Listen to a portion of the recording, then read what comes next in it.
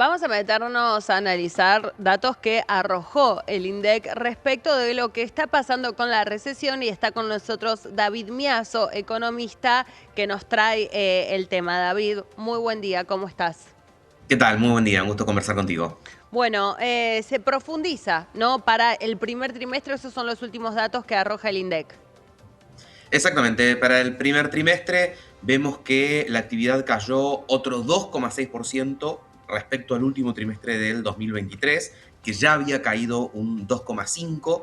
Esto significa que comparándolo con el primer trimestre del año pasado es una caída del 5,1% en el interanual. Ujú. Eh, Está en línea un poco con lo que se estaba esperando. De hecho, se había el estimador de actividad que va publicando con mayor frecuencia el INDEC, había previsto una mayor caída para el primer trimestre del año, pero hubo un reajuste para el último trimestre del año pasado, que con una caída más Claro. profunda, por lo tanto, la caída de este primer trimestre terminó dando un poco menos que ese estimador de actividad. ¿Cómo es correcto leer estos números, David? Porque algunos analistas hablan del factor estacional, o sea, deben medirse.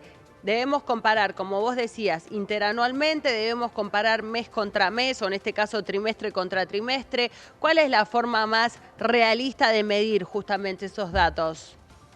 Sí, la forma más realista en general, por la estacionalidad, es compararlo interanualmente, porque vos comparás la misma estacionalidad en los dos casos. Ujú. El ir viendo trimestre a trimestre te va dando una referencia de si la caída se sigue profundizando o se empieza a recuperar más allá de las cuestiones estacionales. Acá lo que vemos es que la caída arrancó en el último trimestre del año pasado, continuó en el primer trimestre de este año y ahora cuando empecemos a ver los datos de abril, mayo, junio, vamos a ver si se estancó o si siguió cayendo. En Claro. principio, lo que estaríamos viendo es que abril, por ejemplo, va a haber seguido cayendo y probablemente mayo, junio ya comience la estabilización y recién empezamos a ver algunos números positivos más o menos significativos hacia finales de año, porque Claro. lo esperable es que todos estos meses tengamos una situación más bien de estabilidad que de recuperación fuerte. Y Es im- ese piso, sí. perdón que me extienda, en marzo, abril, también tiene correlación con los salarios, que también hicieron piso en marzo, abril, los salarios reales. Luego de una caída muy profunda, Claro. pero que comenzaron a hacer piso. Eso justamente te iba a preguntar por el piso. Según esto que decís, un poco se adecúa al relato que venía dando el gobierno sobre la peor situación, ¿no?, para la economía y que estaría terminando, ¿no?, con este piso y estos pequeños indicios de recuperación que van mostrando algunos sectores, no todos, ¿no, David? Por eso es clave lo que va a pasar estos meses, ver cómo nos acercamos a los últimos 3 meses del año, ¿no? Con cómo están los sectores también y con si se van a ir sumando a esos signos de recuperación, que no va a ser en B corta, ¿no? No, no, tal cual, no va a ser en B corta porque, como decimos, lo que vamos a ver es un estancamiento, una estabilización que dejó de caer y a lo sumo algún porcentaje mínimo de recuperación, pero para hablar de recuperación recién vamos a poder, con suerte, hablar en el último trimestre. Y resaltar qué pasó también en este primer trimestre, porque tuvimos varias cosas. Una de ellas fue, por ejemplo, una de las que más cayó, fue en la actividad manufacturera, la industria.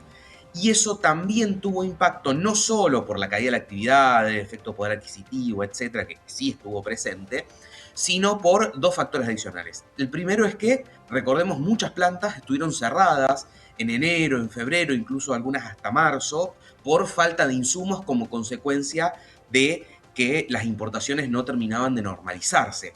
Esa situación ya ese problema de oferta, digamos, ya dejó de existir. Digamos. Siguen existiendo los problemas de demanda, pero tuvimos además un problema de oferta.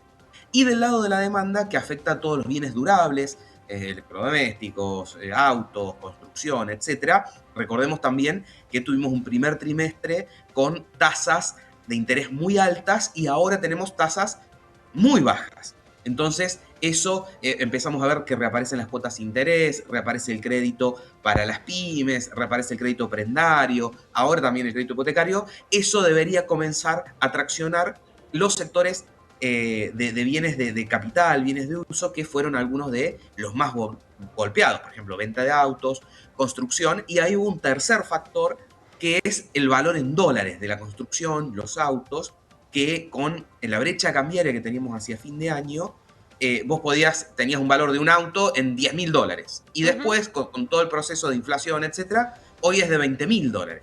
O el costo de la construcción en 400, $500 y después en $800.000. A ver, entonces se hagamos, duplicó David, en dólares y la claro, percepción es de que es caro.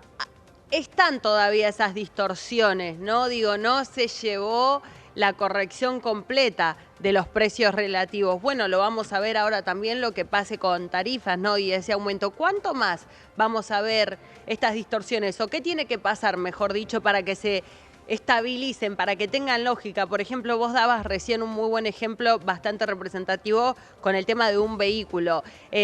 Sí o sí tenemos que esperar una unificación cambiaria para que haya un ordenamiento. ¿Cuánto más le queda corregir al gobierno también en cuanto a puntos de inflación que están contenidos y cuestiones importantes como por ejemplo puede ser el transporte público que todavía no se corrigió? Ahí en realidad tenemos dos situaciones. A Por ver. ejemplo, los autos o lo que puede ser la construcción, que daba el ejemplo recién, ya se corrigieron. De hecho, en cuestión de 4 meses, se duplicó su valor en dólares. Y después lo que vimos, o sea, se corrigió muy rápidamente para arriba y después con la baja demanda se corrigió levemente para abajo. Pero ahí ya tenemos, si querés, los valores ¿De reales, estabilidad? No. ¿Perdón? Te pregunto si son esos los valores de estabilidad, porque todavía estábamos en ese momento donde decíamos, somos muy caros en dólares, ¿no? Digo, por lo menos en relación a lo que estábamos acostumbrados o peor en relación a nuestros salarios, ¿no? Digo, que termina Sí, siendo eso te iba a decir. el gran tema. El caso de los autos es su valor real dada la estructura tributaria de Argentina. Dada la estructura tributaria, es el valor que tienen, y yo una comparación que siempre hago es con cuánto valen en Brasil. Y están en los mismos valores en dólares. Entonces, eso podríamos ver que ya se estabilizó y de esos valores, salvo que la brecha crezca de manera significativa y su valor en dólares billete caiga, deberíamos esperar cierta estabilidad. Después tenemos, que también entran los autos, pero muchos insumos importados, etcétera, el impacto del impuesto país, ¿no? Que sobre todo lo importado en dólares oficiales lo encarece. Entonces, a medida que haya unificación y se salga del impuesto país, ya se ha normalizado gran parte del pago de importaciones, que era algo que también las estaba encareciendo, sí deberíamos ver que parte de todo lo que es insumos, etcétera, en dólares oficiales por lo menos, debería bajar. Y después, por otro lado, están lo que vos mencionabas, los servicios públicos, que esos continúan la suba. Ahí el gobierno, viste que este mes pasado había hecho una pausa para tratar de mostrar números de inflación que efectivamente iban en baja, pero esa suba de los servicios públicos va a seguir y es básicamente lo que nos va a seguir presionando los números de inflación que vamos a ir viendo estos meses, porque del otro lado tenés un ancla muy importante que es el ancla cambiaria, el dólar oficial yendo al 2% mensual, y un ancla que está en proceso, digamos que es la ancla fiscal monetaria, que también tarda un poco más en dar efecto. Claro. Pero también lo que sigue empujando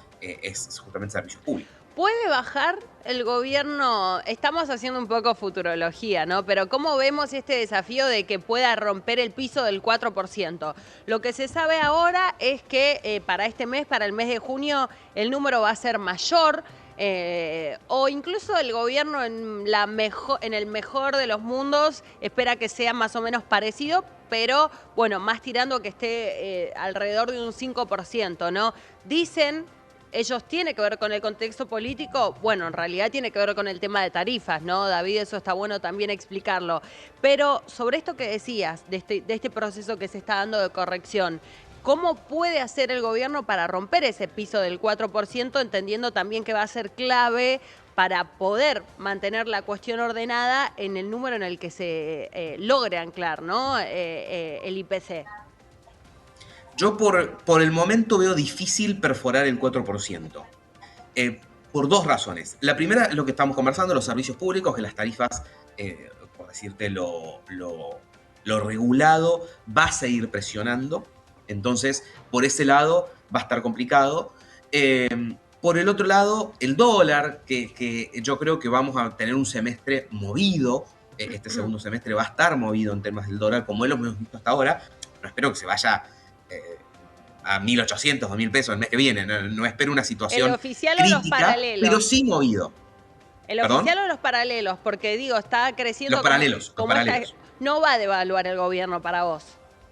Yo creo que, a ver, mover el tipo de cambio, impuesto país, dólar blend exportador 80-20 y crawling peg del 2%, todo se mantiene hasta que se salga del cepo. Claro. No se va a mover una sola de esas cosas. Está Digamos, bueno, no- David. Te digo, es algo que empiezan a decir varios analistas, que es a prestar atención, ¿no? Porque en realidad esto, justamente por el tema de la inflación y poder contener todo lo otro, va a seguir igual hasta que salga del cepo. Del cepo se tiene que, digo, para que tenga margen el gobierno, para que logre acomodarse, va a tener que ser a fin de este año o a principio del año que viene. Ya después también con las elecciones legislativas vas a estar muy complicado si tenés una disparada muy rápida, porque el otro tema va a ser el valor, ¿no? Justamente al que se salga del cepo. Mira, mi apuesta es que vas a ser fin de año. ¿Por qué? Por dos razones. El impuesto país, que es una parte estructural del cepo, vence a fin de año. Ujú. Entonces, ahí tenés una herramienta que te vence en diciembre. Entonces, tenés todos los incentivos para cuando perdés esa herramienta, terminar de desactivar todo el cepo. Y la segunda razón es que el gobierno tuvo una oportunidad de desarmar el cepo estos últimos 2 o 3 meses, que era el momento que estacionalmente tenés mayor oferta de dólares y que podías salir con una oferta genuina de dólares del otro lado. En el segundo semestre es un semestre más flaco en términos de ingresos de dólares genuinos por exportación. Entonces va a ser difícil, salvo que consiga 10.000 millones de dólares del FMI o de quien sea, va a ser difícil porque vas a generar o vas a liberar pesos que tenés miedo que se vayan a los dólares y del otro lado no vas a tener oferta genuina de dólares. Claro. Entonces, por esa razón es que creo que todos empezamos a ver que si no se salió hasta ahora, directamente va a ser fin de año y no va a ser inicio del 25, por lo que te decía recién, del impuesto país. Sí, y se está apuntando, David, ves que estas otras medidas que se van tomando, por ejemplo, que esté puesto en agenda el tema de los puts para el gobierno, si querés, nos metemos también en ese tema, ¿se está perfilando a levantar las restricciones para fin de año? ¿Y cómo se van a hacer también? Porque algunos pensaban si se va a levantar de un día para el otro o si se va a empezar a hacer en etapas, ¿no? Y justamente si se va a empezar a hacer en etapas, que sería la forma más ordenada, si no debería empezar ya, ¿no? Entendiendo que estamos en mitad de año, o sea que te quedan 6 meses nada más para fin de año. Mira, yo creo que de esto se sale de un día para otro. De un día para otro se levantan todas las restricciones, se ¿Y es la elimina mejor 80-20. forma de hacerlo, según tu análisis? Sí, según. ¿Por qué? Porque es una sábana tan corta y tan llena de parches que vos levantás por un lado y se te desregula por el otro. Levantás del otro y se te desregula del otro. Entonces, realmente es una sábana tan corta y tan parchada porque el cepo son 100 regulaciones, desde que vos no puedas comprar los $200, al dólar tarjeta, al dólar blend, a las restricciones cruzadas para los importadores, que te tengas que transferir a tu cuenta si compraste dólar MEP para poder volver al comitente, digamos, son cientos de regulaciones que están todas cruzadas entre sí. Entonces yo creo que de esto se sale de un día para el otro, tratando de, a ver, ¿cuál creo que es la apuesta del gobierno en este sentido? Dos cosas. Una, consolidar esa ancla fiscal. La verdad que la única forma de que esto cierre es que el superávit fiscal exista, porque de lo contrario, si pasamos la deuda del Banco Central al Tesoro y nada más cambia, cambiamos la famosa bola o la famosa bomba de lugar, simplemente. Claro. La única forma en que eso sea sostenible es que el Tesoro esté generando algún tipo de ahorro que pueda ir absorbiendo de manera genuina esos pesos. De lo contrario, es simplemente cambiar la bomba de lugar. Por lo tanto, esto de los puts y todas estas cuestiones te diría que son discusiones un poquito más técnicas que sirven, si querés, al relato público para decir, bueno, todavía tenemos estas cosas que desarmar, Claro. por eso todavía no podemos salir, que otra cosa. Sí, puede haber superávit sin impuesto a las ganancias, sin la modificación que se plantea, ¿no?, del paquete fiscal, como lo giró el Senado. ¿Puede haber superávit con la reducción también del impuesto país que prometió el ministro de Economía si mañana obtienen la ley? Lo veo difícil sin impuesto a las ganancias, sin impuesto país por ahora. Como decimos, vence en diciembre, o sea que de ahí en adelante ya no tenés eso. Pero está bien, perdón, dos cositas. Sin ganancias lo veo difícil, sin impuesto país hoy lo veo difícil. Y te sumo bienes personales con blanqueo, que ahí, si bien bienes personales baja, tenés las opciones de adelantar pago de impuestos a bienes personales, Claro. tenés el blanqueo, que también en el último trimestre del año en particular debería generar un impulso a la recaudación. Y cuando se salga efectivamente del impuesto país, la apuesta sería que eso coincida con el inicio de la recuperación de la actividad. Porque recordemos que hoy reducir el déficit es difícil porque al mismo tiempo que estás tratando de achicar gastos, se te están achicando los ingresos. Claro. Porque estás en un contexto recesivo. ¿Cómo va a Entonces, ser, David? Es un montón la pregunta, pero es realmente un trabajo de ingeniería minuciosa. Tienen que coincidir tantos factores, ¿no? Y hay también tanta expectativa y tanta especulación por parte de todos los sectores que hasta con la ley es difícil, ¿no? Porque como vos decías, no depende ni siquiera del contenido, ¿no? Más allá de, bueno, si el mercado le va a dar el visto bueno y demás, pero estamos, te diría, este segundo semestre va a ser un punto de inflexión para lo que suceda de acá en más, digo, en todo el mandato, ¿no? Si logra acomodar las cosas ahora, va a tener la sábana más larga y si no, a lo corta que está va a ser la mitad, digamos. sí, yo creo que este segundo semestre va a ser, como decís vos, de inflexión, porque si se logra acomodar va a ser otra la situación en el 25, pero va a ser un segundo semestre tenso. Sí. ¿Tenso por qué? Porque tuviste un primer semestre con la expectativa de que estaba todo por explotar. Entonces hubo un primer semestre desde ciertos aspectos, porque después subió la pobreza, etcétera, Ujú. todo lo que sabemos, de ciertos aplausos, si querés, del mercado, de los principales analistas, decir, buenísimo, lograste que no explotara. Claro. Lograste bajar la tasa, los dólares financieros más o menos se mantuvieron muy estables durante el primer semestre, con estas últimas semanas movidas, pero más o menos estables. Lograste tratar más o menos de recomponer las reservas, está bien, con bopreales que significan deuda, etcétera, pero más o menos se logró y lograste también medio maquillado, pero un superávit durante el primer semestre. Entonces, buenísimo. Y ahora viene el segundo. Ya no tenés tan cerca la bomba que tenías como para seguir sustentándote Claro. políticamente Que no eso. le quita mérito, Ahora empieza pero hay otras cuestiones que también son importantes, ¿no? claro, ahora empieza de todo el mundo y ahora cuando se recupera la actividad, y ahora cuando crece el empleo, y ahora cuando recuperan fuerte los salarios, Ujú. y ahora, entonces, y el problema es este que estábamos conversando recién de fin de año. Sí. El y ahora muy probablemente no sea este segundo semestre, sino que recién sea llegando fin de año. Que recién hacia fin de año la actividad empieza a recuperar, que recién hacia fin de año los salarios realmente empiecen a recuperar, si bien dijimos ya hicieron piso, pero que empiecen a recuperar y que recién en diciembre se saca el cepo. Entonces hay un tirón de unos 4 o 5 meses hasta que el gobierno realmente pueda mostrar cosas y ahí va a estar por eso digo va a estar tenso, porque va a estar en esta circunstancia. Sí. Antes de despedirte, David, y para cerrar, ¿no? También concluyendo con todo este análisis que veníamos haciendo, sin cepo, ¿se solucionan los problemas de la economía de nuestro país?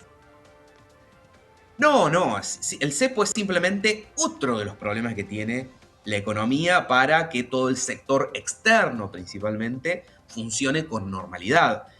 Pero es simplemente otro de los problemas que tiene la economía. No es el único y con eso y esa salida de cepo no va a solucionar mágicamente todo el resto de los problemas.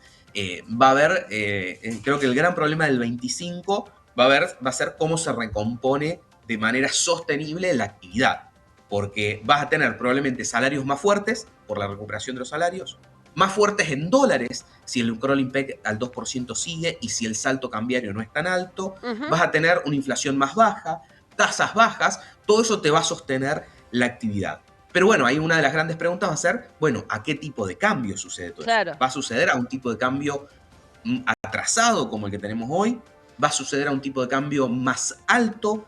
Ese tipo, si es un tipo de cambio más alto, eso se va a traducir rápido en más inflación y va medio a quebrar el proceso. Creo que esas son las preguntas para fin de año, los primeros meses del año que viene.